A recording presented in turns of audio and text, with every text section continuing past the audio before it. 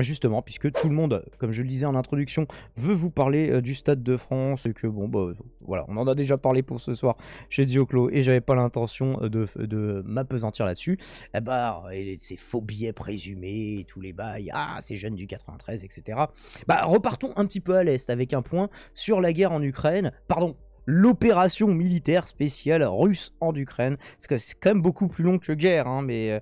et ça, par contre... Ça, par contre, ça n'est pas de la novlangue. Ça, par contre, ce n'est pas de la bien-pensance, tu vois, de vouloir, voilà, nommer les... Non, c'était pas une guerre, c'est... oui, il y a des militaires, oui, ils tirent sur des gens, ouais, on a passé la frontière et on est en train de saisir des territoires. Ça n'est pas une guerre. Ok, nous n'avons rien compris.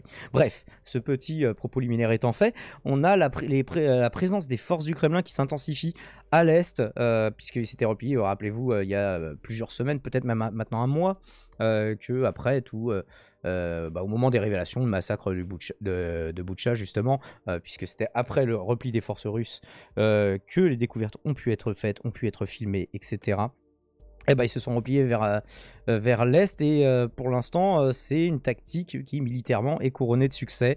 Ça s'intensifie avec une nouvelle ville, là, c'est Severodonetsk qui est en passe de tomber entre les mains de l'envahisseur.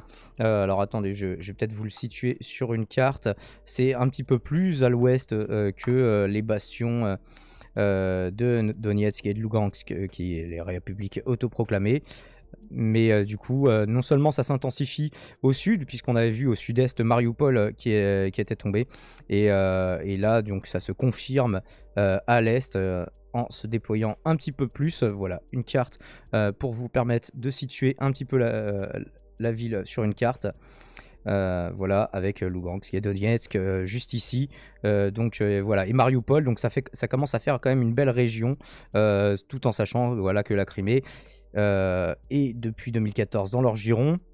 Pourquoi pas, oui, voilà, il y en a qui se disent ils vont essayer de faire toute la côte jusqu'en Moldavie. Écoutez, on n'en sait rien. La Moldavie notamment, avec leur base alliée en Transnistrie. Je crois le seul pays qui continue d'arborer le marteau et la faucille sur leur drapeau, ceci dit. La Russie eux-mêmes ne le font plus, mais bref, c'est pas tellement le thème du débat, diront l'autre. Donc on a un article du Parisien, j'en ai un autre que je vous mettrai dans les sources à la rediffusion. Nos soldats sont sur la défensive, les Russes contrôlent une majeure partie de Severodonetsk selon l'Ukraine. Ils n'ont pas tellement intérêt à mentir sur les branlées qui se prennent au niveau militaire, hein. La ville de l'Est de l'Ukraine subit d'intenses bombardements depuis que la Russie se concentre sur le Donbass, comme on le disait tout à l'heure, donc revers dans la guerre. Et il y en a eu plusieurs, hein. Ils avaient eu un revers justement en s'approchant sur la capitale, en laissant tomber la capitale finalement, alors que c'était une des justifications. Rappelez-vous, c'était nous arrêterons pas tant que tous ces nazis toxicomanes du gouvernement de Zelensky, on les aura pas arrêtés. Bon, bah, finalement, on se concentre plutôt sur l'Est. Tant mieux, la situation pourrait être encore pire, même si elle s'aggrave un petit peu. Les forces russes se sont emparées donc mardi d'une grande partie de la ville clé de Severodonetsk, poursuivant leur progression dans l'est de l'Ukraine, alors que Kiev a remporté une bataille diplomatique avec un accord européen d'embargo progressif sur le pétrole russe, et on aura l'occasion d'en reparler dans la deuxième partie de ce sujet. Malheureusement, aujourd'hui, les soldats russes contrôlent la majeure partie de la ville, a indiqué le gouverneur de la région de Lugansk, Sergei Gaïdaï, sur la télévision ukrainienne. Désolé si j'écorche avec ma prononciation à couper au couteau, estimant la cité détruite à 90%. Ça nous rappelle un petit peu un scénario à la Mariupol. Les combats se déroulent au cœur de la ville, a-t-il précisé, mais nos militaires ne seront pas encerclés. C'est comme ça que ça a fini à Mariupol, sur le coup, a-t-il assuré dans son intervention. Et à la fin, encerclé à l'intérieur même de la ville, hein, plus que des petites poches de résistance qui étaient dans une usine de métallurgie, je ne sais plus exactement comment ça s'appelait.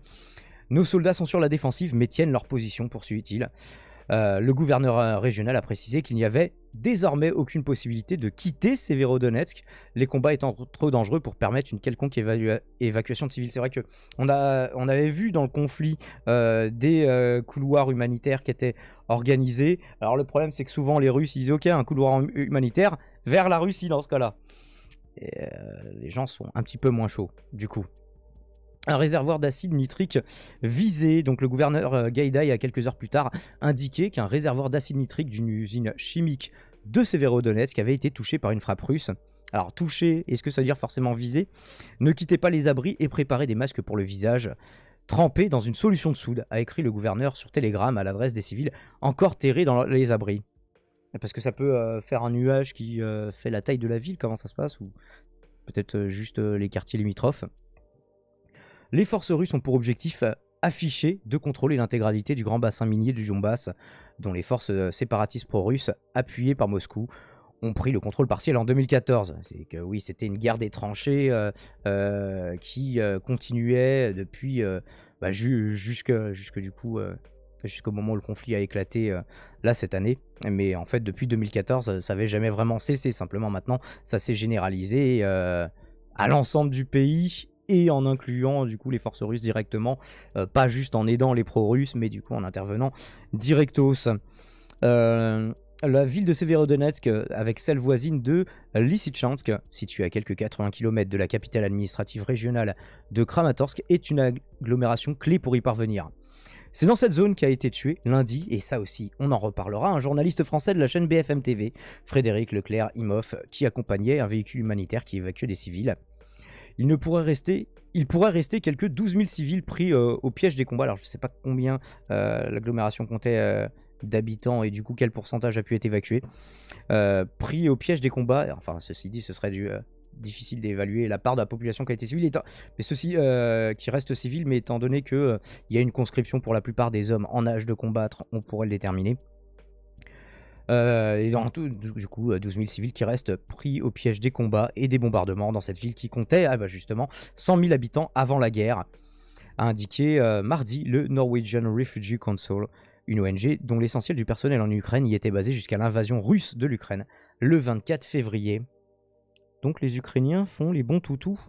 Pourquoi les bons toutous haute vie? Je n'aurais pas m'arrêter pour lire le chat. Alors qu'elle a... Blâmez-le, ou alors j'ai pas suivi. Alors qu'elle avait distribué jusqu'à la semaine dernière de la nourriture et des biens de première nécessité aux habitants de Severodonetsk et de la région alentour, l'intensification des combats rend maintenant les distributions impossibles, a indiqué son secrétaire général John Higland dans un communiqué. Par ailleurs, Pavlo Kirilenko, gouverneur de la région de Donetsk, a indiqué sur Telegram que 4 civils avaient été tués et 7 blessés par les tirs des forces russes dans sa région.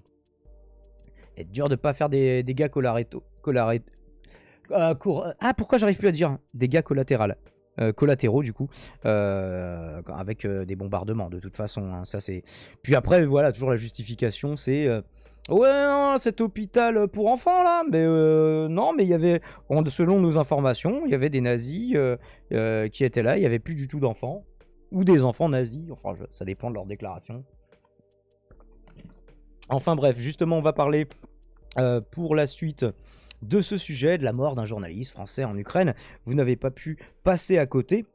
Alors les autorités russes le qualifient de mercenaire et l'accusent d'être venu livrer des armes. Alors je ne sais pas sur la base de quelles informations. Peut-être que des informations inventées, on ne sait pas. En temps de guerre, vous savez que tout est possible. Et on a eu pas mal de versions assez étonnantes de la part des Russes depuis le début de ce conflit. Certains s'indignent. Alors, on a eu aussi des choses contestables en face. Hein. Par exemple, quand Zelensky parle de génocide, bon, bah, il va trop loin et il essaye d'invoquer le truc le plus terrible qui existe pour gagner à sa cause la communauté internationale.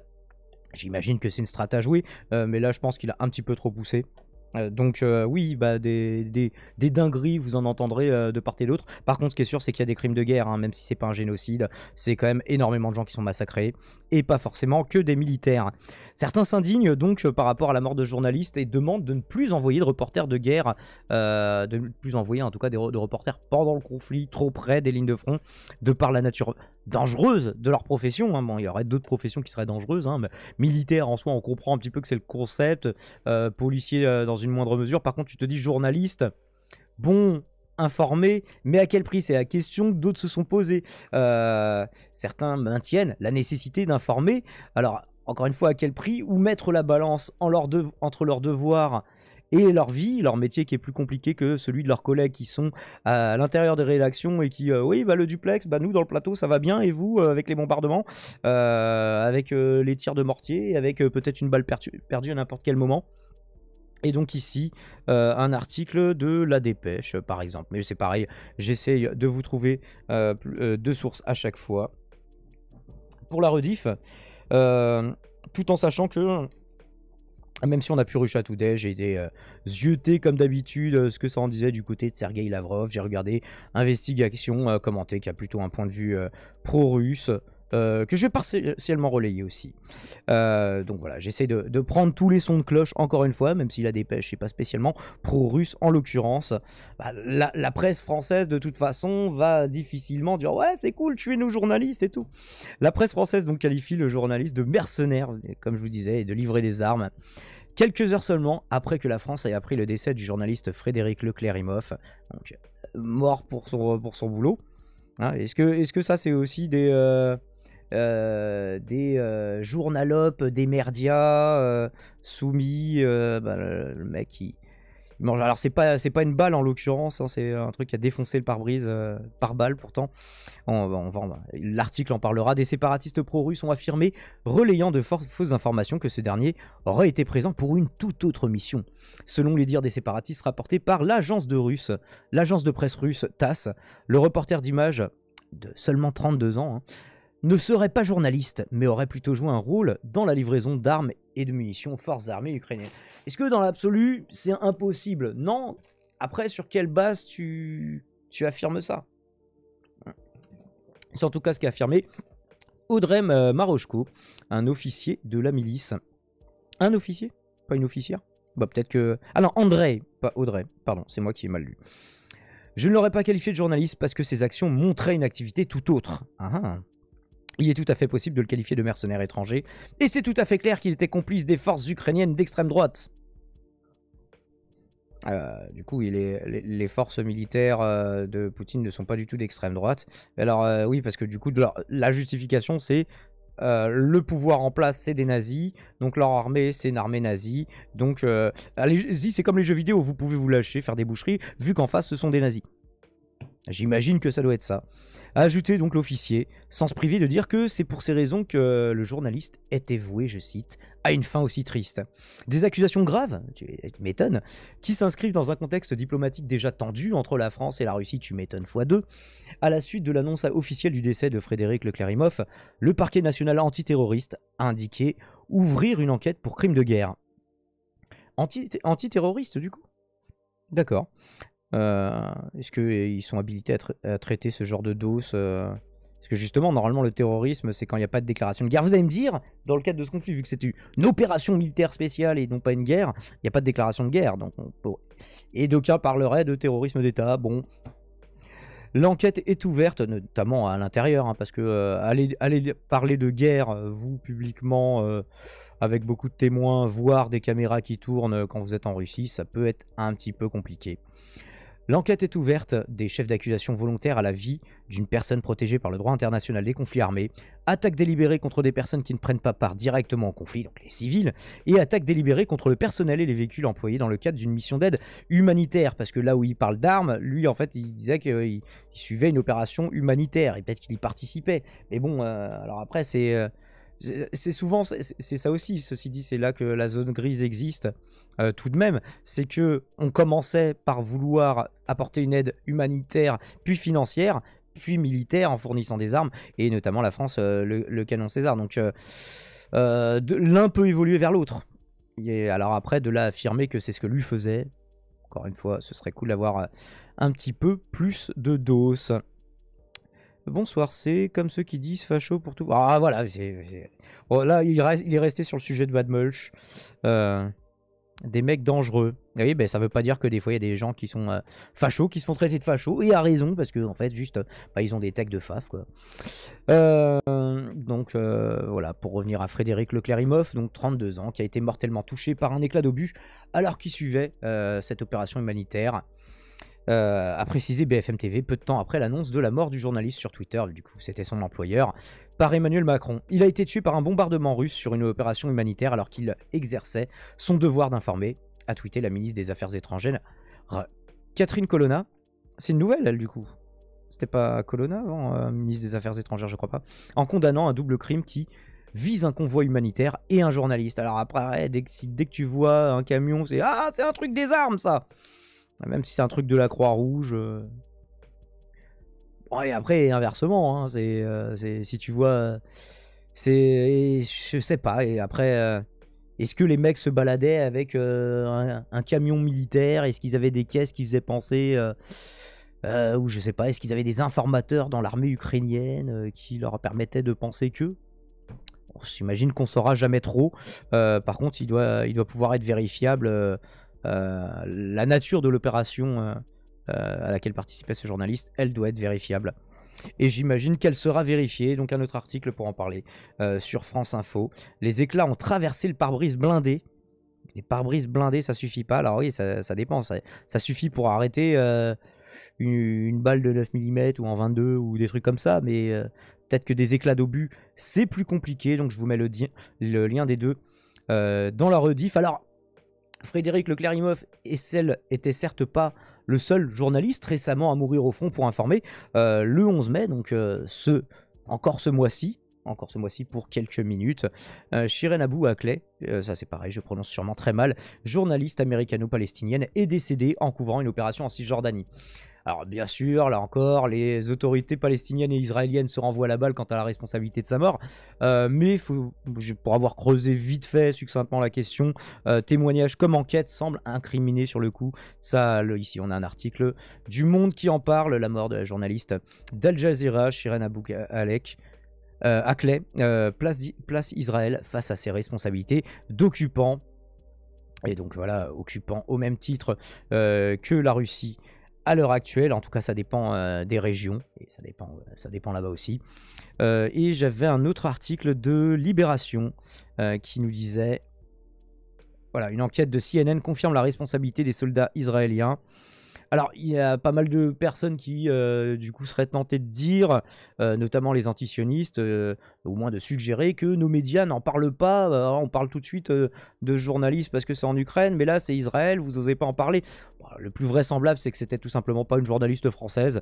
Donc, ici, les gens osèvent globalement. Malheureusement, hein, c'est le principe du mort kilométrique, tout ça, vous connaissez. Enfin, on a un article assez intéressant que je voulais vous lire, et plutôt bien écrit d'ailleurs, de France TV Info, sur l'autonomie énergétique vis-à-vis de la Russie. Dans ma petite revue de presse d'aujourd'hui, c'est l'article que j'ai préféré. Et ils prennent comme exemple la Lituanie, hein, vous savez, pays balte de l'ex-Union soviétique, en titrant « Comment la France peut s'inspirer de la Lituanie ?» qui se passe complètement de l'énergie russe. Ah, oui, t'as raison, c'était sûrement Florence Parly avant, Raoul, merci pour le complément. Les USA veulent déstabiliser l'Europe, donc la Russie attaque l'Ukraine, logique. Alors, de dire que les États-Unis ont une responsabilité dans la montée des tensions, oui. Après, il y avait un pays qui envahit. Enfin, je sais pas où tu voulais venir avec cette take.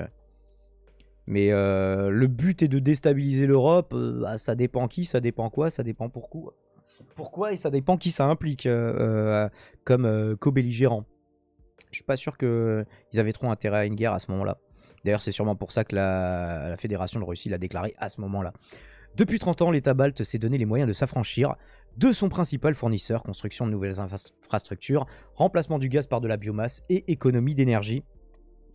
Un terminal de gaz, l'Independence, vous verrez, ils en reparleront dans l'article. La rupture est consommée, gaz, pétrole puis électricité, la Lituanie a cessé toute importation énergétique en provenance de Russie. Le ministre de l'énergie a salué une étape importante sur la route de l'indépendance énergétique, ainsi qu'une expression de solidarité avec l'Ukraine en annonçant la nouvelle vendredi 20 mai. Donc voilà, il y a quelques semaines. Si le sevrage de Vilnius a été accéléré par la guerre en Ukraine, il a été préparé dès les années 90. Comment le petit État balte a-t-il réussi? Parce que c'est vrai que vous vous dites, c'est pas un géant économique, il n'est pas autosuffisant, il a sûrement pas assez de ressources pour... alors il y a sûrement moins d'habitants qu'un pays comme la France. On y reviendra là aussi, mais désolé d'avoir fait beaucoup de moulinets, on aurait dit Nodus quand il faisait tomber son café. Donc comment ils ont réussi, alors que l'Union Européenne évoque depuis plusieurs mois un possible embargo sur le pétrole russe sans parvenir à l'instaurer. La Lituanie, c'est surtout le gaz qui pose problème, ça aussi on y reviendra. La Lituanie pourrait servir de modèle, surtout pour nous en France. Parce qu'on est moins soumis pour le reste sur l'énergétique. Du coup on a une interdépendance qui est moindre. La France peut-elle, au passage, en tirer des leçons de ce modèle lituanien donc? Après avoir proclamé son indépendance en 1990, rappelle l'article, la Lituanie est restée tributaire de l'énergie de l'ex-URSS. Et Moscou a immédiatement imposé un lourd embargo à la jeune République balte en interrompant ses livraisons de pétrole pendant 3 mois. Ah, c'est compliqué là, c'est d'un coup, ouais, l'indépendance, ouais, par contre on vous envoie plus rien. Ouais, comment on fait? On dépendait d'eux pour tout du coup. Dès le départ, les questions d'énergie, de souveraineté et de sécurité étaient donc liées, raconte Trine Willumsen-Berling, chercheuse au Danish Institute for International Studies, spécialiste de la sécurité énergétique de la région baltique. Quelques années plus tard, en 1994, 90% du pétrole consommé en Lituanie provenait de Russie, selon la Banque mondiale, donc 4 ans après l'indépendance, comme la totalité de son gaz jusqu'en 2013, d'après l'Agence internationale de l'énergie. D'ailleurs, ils ont un lien plutôt intéressant. Moi, j'ai feuilleté un petit peu. Ah non, c'était pas ce lien-là. Non, c'était pas ce lien-là. Bah, je vous le retrouverai aussi. La Lituanie a vite compris la nécessité de trouver d'autres fournisseurs. Or, elle était déjà exclusivement connectée à d'autres pays, à d'autres membres de l'ex-URSS. Russie, bah, évidemment, Biélorussie et ses voisins baltes. Il lui a fallu se raccorder à d'autres partenaires. Bâtir une nouvelle raffinerie achevée en 1999, tirer des câbles électriques vers la Suède et étendre son réseau de gazoducs comme celui avec la Pologne, entré en fonction début mai. Tout récent du coup. Ces projets, après oui, la Pologne a aussi pris position et du coup, vu que la guerre en Ukraine semble être une démotivation, j'imagine qu'il y a une motivation conjointe. Chloroquine. Et merci Dars Poutine. J'imagine c'est le même donateur que tout à l'heure, Dars Meluche. Et tu n'as pas mis de... Ah non, c'était Bad Meluche tout à l'heure et maintenant c'est Dars Poutine. Eh bien, un gros Danyavad à toi. Donc, une nouvelle raffinerie achevée en 99. Et merci. Yes, it's me Mario. Hélène Helm. Yes, it's me Mario. Merci pour ton abonnement ou pour ton Prime, je ne sais pas. Pour ton Prime, en l'occurrence. Eh bien, n'hésitez pas, si vous avez un Prime qui traîne, à soutenir cette chaîne. Et donc voilà, il n'y a pas que la Pologne, il y a aussi la Suède. Tirer des câbles électriques vers la Suède, étendre son réseau de gazoducs, comme celui avec la Pologne, entré en fonction début mai. Ces projets, en plus d'être coûteux, risquaient d'irriter la Russie, ce qui explique les longs délais de mise en œuvre, raconte le Washington Post. Chaque fois, il vous renvoie vers le lien en question. Le raccordement à la Suède a été une première fois évoqué en 2004, ça a mis un petit peu de temps, l'appel d'offres lancé en 2009, et le résultat inauguré fin 2015. Mais les pressions croissantes de la Russie sous Vladimir Poutine, qui a notamment suspendu les livraisons de gaz à la Géorgie et à l'Ukraine en 2006. À la Géorgie, oui, il faudrait, ça c'est pareil, ça mériterait de faire tout un dos entre la Géorgie et la Russie. Ont convaincu, même si les gens, c'est pas si éloigné, mais s'en souviennent beaucoup moins, ont convaincu la Lituanie de poursuivre sa route vers l'indépendance énergétique. La pièce maîtresse de cette stratégie, on l'a vu tout à l'heure, flotte aujourd'hui dans le port de Klaipėda, le bien nommé Independence, navire entré en fonction en 2014, sert de terminal pour traiter du gaz naturel liquéfié, vous allez voir que ça a son importance, importé par la mer. Grâce à lui, la Lituanie peut acheter du GNL, donc le gaz naturel liquéfié. À partir de maintenant, ils utiliseront l'abréviation partout dans le monde sans être limité par le parcours d'un gazoduc. Elle peut même vendre du gaz aux autres pays baltes, tant les capacités du bateau sont importantes. C'est-à-dire genre Estonie, Lettonie, venez, on vous rince, on s'est mis bien maintenant avec un bateau. Truc de ouf. Bon, c'est pas la même population, mais peut-être pas avec juste l'indépendance. Ils le précisent pas. Ils disent que c'est la pièce maîtresse, mais j'imagine qu'il y a plus une flotte de plusieurs bateaux. Et la France demande l'article de France TV Info. L'Hexagone est déjà relié au réseau électrique européen. Normal quoi. Et possède 4 terminaux terrestres de GNL. Dunkerque, Montoire de Bretagne, Fos-Cavaou. Alors c'est en français, mais je suis même pas sûr de la prononciation non plus. Fos-Tonquin. Si l'Europe entière veut fermer le robinet du gaz russe acheminé par gazoduc, bah oui, c'est parce que le transport, c'est pas pareil que transporter des barils de pétrole. Là, il faut quand même des gazoducs, il faut que le truc il soit sous pression. D'ailleurs, des fois, c'est tellement sous pression, enfin, c'est tout un bordel. Il faut des compresseurs, il faut des trucs qui recompressent en cours de route. Et des fois, il y a des tuyaux qui pètent. Il suffit qu'il y ait micro-éraflure un peu trop profonde et tout pète, quoi. Enfin, bref, c'est plus compliqué à acheminer. Elle devra s'approvisionner par l'océan sous forme de GNL et la France sera en première ligne pour le traiter. Les capacités actuelles risquent donc de ne pas suffire. C'est pourquoi elle pourrait louer une station de GNL flottante à l'été 2022, selon les Échos, si elle veut Si elle veut en louer et en faire construire d'autres, il faudra faire la queue ou payer le prix fort. Le Financial Times rappelle qu'il reste très peu de bateaux du genre disponibles. J'imagine qu'il doit y avoir un marché pour les gens qui bâtissent, qui construisent, pour les chantiers navaux dont sortent ce genre de navire, et qu'à cause des nombreuses commandes, les nouveaux modèles pourraient ne pas sortir justement de ces chantiers avant 2027. Ces nouvelles infrastructures ont permis à la Lituanie de se tourner au fil des années vers d'autres fournisseurs. En 2013, Vilnius importait tout son gaz de Russie. Depuis, grâce à l'indépendance, le pays consomme du gaz venu des États-Unis et de Norvège. Alors beaucoup de Norvège, on va voir que la part va augmenter au fil des années, selon le site Energy Monitor. Ah voilà, c'est lui que j'avais bien aimé. C'était ce site-là, donc je vous invite à vous y reporter. Il met énormément de temps à charger, par contre. Allô, le site? Bon, peut-être à un moment il va charger. Même chose pour son pétrole qui venait encore à plus de 70% de Russie en 2019. La seule raffinerie du pays a trouvé un accord en mars avec l'entreprise pétrolière Saudi Aramco pour compenser la perte russe, rapporte la BBC. Quant à son électricité, la part provenant de Russie a progressivement diminué au profit de la Suède, et le site ne se charge toujours pas. C'est dommage, c'était le mieux. Enfin bref. Et la France pose la question, donc repose comme question cet article de France TV Info. Les contraintes sont autres. La France ne dépend pas de l'électricité russe puisqu'elle est un exportateur net, c'est-à-dire qu'on en produit et on en redistribue plus qu'on en consomme soi-même, et plus qu'on en importe surtout. Donc voilà, exportateur net au niveau comptable si on fait la balance des deux. En volume, en valeur, j'imagine c'est mesuré en volume. Selon le ministère de la Transition écologique, avec seulement 17% de gaz russe dans les tuyaux. La dépendance de la France à la Russie est bien moindre que celle d'autres pays européens, notamment ceux qui en souffrent le plus et pourtant qui ont le poids le plus considérable de toute l'Union européenne. Ah, le site a planté complètement, dommage. On va essayer de le recharger. C'est l'Allemagne, comme vous le savez, qui se retrouve bien embêtée. D'ailleurs, il y avait un projet de gazoduc qui...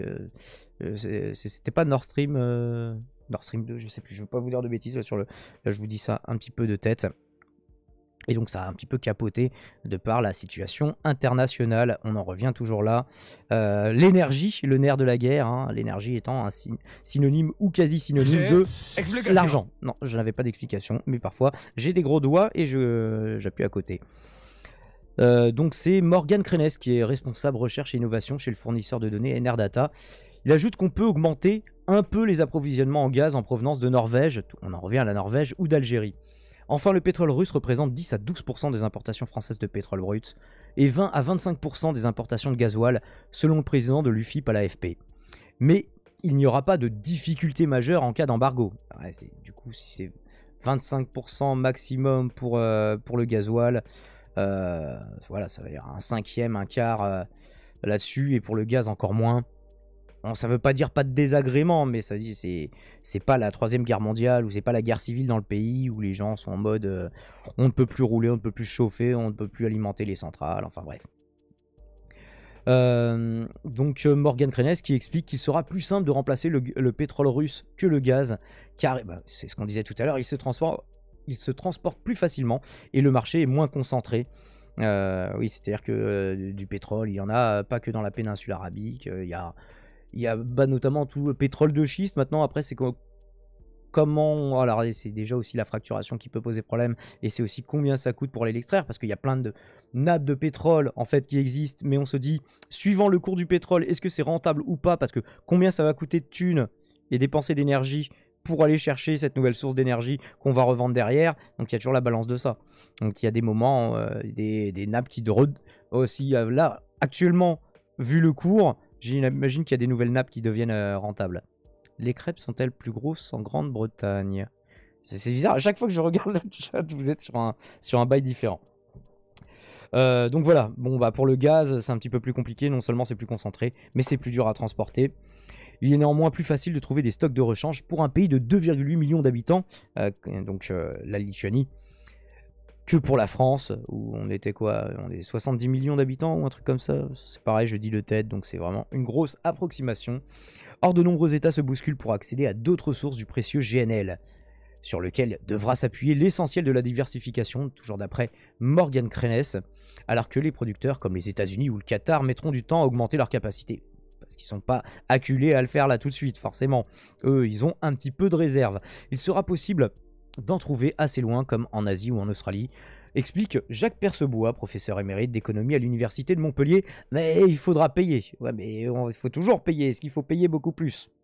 Ça, l'article n'y répond pas, ni Jacques Percebois.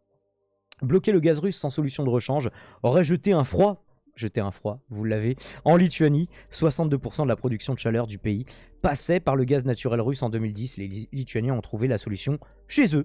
Aujourd'hui, c'est le bois, très largement produit sur place, qui fournit près de 75% de la chaleur consommée dans le pays, selon l'AIE. Je ne sais pas ce qu'est l'AIE. Ce virage vers la biomasse a été encouragé par une fiscalité favorable. Toujours, hein, la fiscalité, c'est le bras armé de votre politique, c'est un ensemble de mesures incitatives et dissuasives. La hausse des prix des hydrocarbures et les infrastructures existantes. La majorité des ménages sont reliés à des réseaux de chaleur. Alors ça, c'est un truc, j'avais creusé cette question, mais effectivement, c'est une organisation tout autre.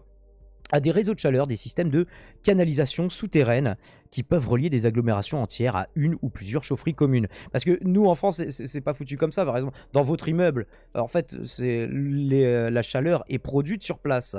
Mais en fait, il y a d'autres pays où ça chauffe à l'extérieur de votre bâtiment et il y a des canalisations qui vont véhiculer cette chaleur. Si j'ai bien compris comment ça fonctionne le système de réseau de chaleur. Alors, c'est pas inexistant en France, mais quasiment. AIE, Agent International et Énergie. Merci pour la précision. Blacka 9999. Et la France, toujours l'éternelle question que se pose France TV Info. En 2018, 27% de l'énergie utilisée pour le chauffage résidentiel provenait du bois, contre 39% du gaz, rappelle un rapport du cabinet Carbone 4. Le potentiel existe, les forêts françaises se renouvellent naturellement 2 fois plus vite qu'on les prélève, selon l'ADEME. L'agence de... Non, je vais pas le trouver cet acronyme, mais vous l'avez sûrement sur le chat. Et comme d'habitude, c'est Twitch qui nous a trouvé la réponse. La France pourrait... Donc attention YouTube, réveillez-vous. La France pourrait donc en utiliser beaucoup plus. Cependant, si on développe l'usage énergétique de la biomasse, cela pourrait entrer en conflit avec d'autres usages des sols comme l'agriculture. Hey, c'est bien de vouloir foutre des forêts partout, mais partout, même dans les champs où on produit le blé avec lequel on va faire la farine, le pain et les pâtes, et... peut-être pas. Peut-être pas, ou alors il y a des boulangers que ça va énerver, et je ne fais pas spécialement référence à Aurélien ici. D'autant plus que les réseaux de chaleur au cœur de la stratégie lituanienne sont très peu présents en France. Ils représenteraient environ 5% de la demande de chauffage résidentiel en 2018. Moi je ne savais même pas que ça existait. Toujours selon Carbone 4, ça n'a jamais été très populaire en France, rappelle Jacques Percebois. Viens prendre ta chloroquine. Merci encore Palpatine. Rejoignez-nous du côté obscur de l'information. Eh bien oui, rejoignez-nous. Engagez-vous, rengagez-vous. Qui disait? Et Danyavad, empereur Palpatine, évidemment. Donc jamais très populaire en France, car on préférait utiliser cette chaleur pour produire de l'électricité, comme on le fait dans les centrales nucléaires. Pour moins dépendre de l'énergie étrangère, le plus efficace est encore d'en consommer moins, proposant... Guise d'ouverture ou de dernière piste, cet article, dès son indépendance, la Lituanie s'est lancée dans de grands programmes de rénovation énergétique, encouragés par ses voisins. Le Danemark a beaucoup aidé à promouvoir des mesures d'efficacité énergétique, comme l'isolation des maisons, l'installation de thermostats, la mise en place de systèmes de chauffage urbain. Rappelle Trine Willems-Berling et la France. Ils aiment bien le mettre en gras. Et la France en gras, point d'interrogation. Revenons toujours. Mais oui, mais après, c'était un petit peu le concept de l'article. C'est sur fond de guerre en Ukraine, comment la France peut s'inspirer du modèle lituanien. En misant sur la rénovation énergétique, la France pourrait faire d'une pierre deux coups, réduire sa consommation d'énergie importée de Russie et diminuer ses émissions de gaz à effet de serre. Ça ne gâche rien. Il ne serait pas cohérent de construire de nouvelles infrastructures gazières dans le cadre de la transition bas carbone, souligne Anna Créti, professeure d'économie à l'université Paris-Dauphine. La chercheuse note cependant que la France accuse un retard considérable dans ce domaine. Les investissements dans les rénovations énergétiques s'élèvent aujourd'hui à environ 15 milliards d'euros par an, alors qu'il faudrait près du triple, selon un rapport du think tank L4CE, cité par l'Institut du développement durable et des relations internationales, l'IDRI. J'aime bien ça, l'IDRI comme acronyme. J'adore les acronymes. Vous aussi, aimez les acronymes. La France a d'ailleurs été mise en demeure par la Commission européenne pour transposition incomplète d'une directive européenne concernant l'efficacité énergétique le 19 mai. D'accord, on transpose pas assez vite des directives européennes et on n'est pas assez efficace sur l'énergie. Donc oui, en fait, est-ce que mettre 15 milliards d'euros par an, combien ça nous coûte du coup en sanctions par l'Union Européenne? Ça, ce serait peut-être... j'imagine qu'il y a des gens qui ont fait la balance entre les deux, mais Carbone 4, c'est Janko. D'accord. Mais eux, c'est le pétrole, là, Janko, non? Je crois. Enfin bref, est-ce que j'avais prévu une conclusion par rapport à tout ça? Eh bien non, je voulais vous citer, vous donner justement à vous-même la primauté de la conclusion sur bah voilà, un gros tour d'horizon de ce conflit en Ukraine et même des solutions que ça peut nous inspirer. Même dans les pires situations, eh ben, une petite situation de crise, c'est une opportunité, et donc c'est aussi l'opportunité de changer. Il y a sûrement plein de trucs qui vont changer en mal, mais si on peut changer en bien au niveau énergétique, économique, en termes d'autonomie, et même économiquement, hein, si tu peux te permettre de devenir exportateur comme on l'est sur l'électricité, si on peut l'être aussi sur le reste, eh bien écoutez, rêvons un peu. Aurélien, Esca, Renard, est-ce que vous avez une réaction par rapport à ça? On va faire monter Raoul aussi. Raoul qui a attendu patiemment pour pouvoir participer à ce live à l'MCP 165e du nom. Eh bien, je vous en prie. N'hésitez pas à réagir. Il n'y a que Esca qui s'est démute. Et ah, ça y est, Raoul s'est démute aussi. Est-ce que vous avez une réaction sur ce dos? Sur ces dos, d'ailleurs. Énergétique, géopolitique, militaire, liberté de la presse. On a fait un gros tour d'horizon. T'as parlé de plein de choses. Hein. Ouais. T'as parlé de plein de choses. J'ai pris des notes. C'est cool. Là, en termes de tunnels, je pouvais pas faire mieux. Mais simplement, je vous renvoyais vers des tunnels construits par d'autres tunneliers. Donc, mais si t'as pris des notes, vas-y, je t'en prie, fais-nous en profiter. Moi, c'était par rapport à l'exercice du journalisme. Yes. Et tu parlais du coup, noter son prénom, hein, mais j'ai écouté Frédéric un super podcast. Frédéric Leclerimoff. Ah oui, Leclerimoff.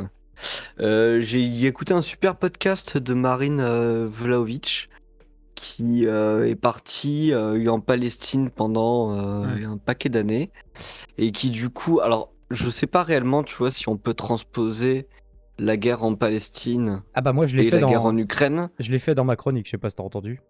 Oui, mais c'est pour ça, tu vois, genre je sais pas si le parallèle est réellement pertinent. Toute guerre est très différente et celle-là dure depuis tellement longtemps. Et bon, ouais, bien sûr tu que vois, c'est ça, tu vois. Mais... Et du coup, tu vois, en fait, l'exemple de la journaliste Marine Vlahovic, là, tu vois, c'est que elle y vit, en fait, tu vois. Et du coup, elle subit les attaques d'Israël contre la Palestine au quotidien. Et donc, il y a des jours où ça se passe très bien, tu vois, genre où il n'y a aucune explosion ni quoi que ce soit. Et il y a des jours où c'est assez infernal, en fait, tu vois, où il y a une pression de l'armée israélienne. Il peut y avoir des bombardements, etc., tu vois. Et donc, du coup, c'est comment est-ce que elle vit au quotidien. Donc, du coup, je sais pas si c'est réellement... Enfin, je sais pas si mon exemple à moi est réellement pertinent par rapport à ça. Mais son podcast est super intéressant. Et ça s'appelle En direct de Ramallah de Marine Vlahovic. C'est-à-dire que là, tu n'y es pas que pour le boulot, tu y es dans ta vie de tous les jours, donc c'est plus du témoignage que... Ouais. Alors même si c'est ton boulot, du coup, c'est encore mieux, hein, mais... Oui, mais le type, là, le Leclerimoff, en fait, c'est sa vie aussi, en fait, si tu veux. Lui, c'est son boulot, en fait. Enfin, je sais pas s'il est reporter de guerre à part entière, tu vois. Mais d'après ce que j'ai pu entendre, il a suivi ses stages et tout de journalisme commando, mais là je sais pas quoi, tu vois. Enfin, ils ont un nom spécial pour ça, tu vois. Et donc, alors ça c'est pareil, comment est-ce qu'un journaliste de guerre, il voulait être journaliste de guerre? Est-ce qu'il se spécialise là-dedans? Est-ce que dans les écoles de journalisme, on peut éventuellement les former là-dessus? Moi j'ai l'impression que dans les écoles de journalisme, on les forme à toute autre chose. Et là c'est même pas une critique, c'est simplement que on les forme plus à être des journalistes en plateau, en rédaction. Non, je suis d'accord avec toi. T'as le journaliste de Brut là qui avait fait un truc pas dégueulasse, vraiment. Incapable de retrouver son prénom, qui est parti avec les narcotrafiquants, qui est parti faire la guerre en Afghanistan ou en Irak, je sais plus exactement. Et qui est extrêmement pertinent sur sa manière d'aborder les choses et dans la proximité et dans le temps long en fait. Tu vois? Que c'est ça qui est important en fait dans le guerre, tu vois, c'est c'est le temps long que tu vas pouvoir apporter à l'immersion dans ton reportage. Ouais. Si tu as une version trop courte, un format 3-4 minutes, tu as le temps de voir ce qui se passe au quotidien, mais enfin, je veux dire, moi déjà, je suis pas public de ça, et de deux, ça va pas me toucher, tu vois. Et donc, du coup, j'ai besoin de ce genre de journalisme-là, tu vois, un truc au long cours qui me permette de vraiment m'immerger Toi, de en ce qui étant complètement peut. extérieur au truc, ouais. Ouais, tu vois, de pouvoir vraiment comprendre ce qui se passe là-bas, tu vois.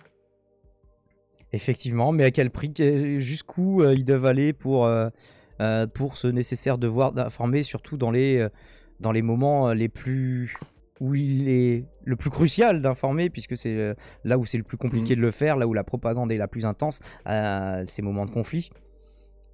Donc et surtout Tu voilà, vas quand il y a forcer. vraiment des lignes de front, que les mecs sont juste à côté, que Dai, oui. je dois y aller, mais je vous souhaite une bonne soirée. Ouais. Bah écoute, bonne soirée à toi, le renard, et du coup, sur l'Ukraine, t'avais juste un petit mot avant de partir. Bah non, j'écoutais, j'avoue que je suis pas hyper calé, donc je préfère écouter plutôt que parler sur ce sujet-là. Ok, mais, pas de soucis.